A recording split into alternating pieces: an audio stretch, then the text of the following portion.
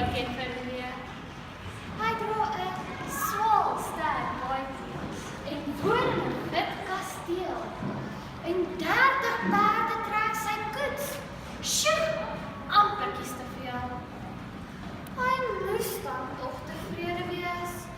Maar hy was toe nie. Hy was diep verdrietig, melankolies depressief en as haar mevrou haar majesteit. So deur haar tande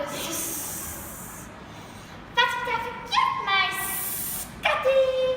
Ek's moeg geraai en sê hy. Ek begeer 'n skopfietsie, seker en gewis. Die koning het gevra, Moenie skat nou asseblief. Jy laat my rol, my liewe lief.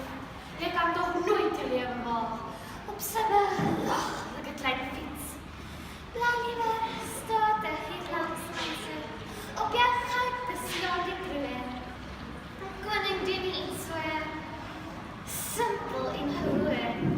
die koning sê, Ek wil dit doen. maar die koningin sê, Ja!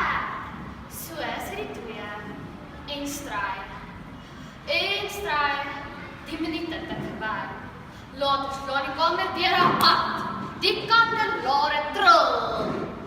Ja, Nee! ja.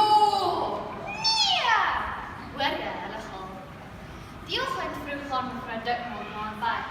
En toe sy haar weer kon kry, is haar man lief kwyt. Waar is jy? O, waar is jy? My eggenoot, my majesteit.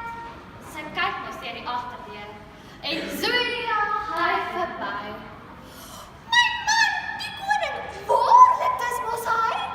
Hy ry so vraggie skopfiets. Kyk sy skewe kroon. Kroons uit sy Koningskinne weer blik en silverskoon.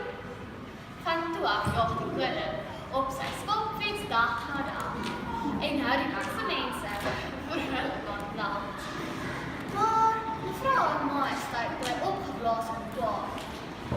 Dit bly 'n skande, George. Met jou het ek geen raad. Die koning sê, Bly stil, Gesina. Bedaard op vrou. Wees bly ek dra 'n teks om my skoene skoon te hou.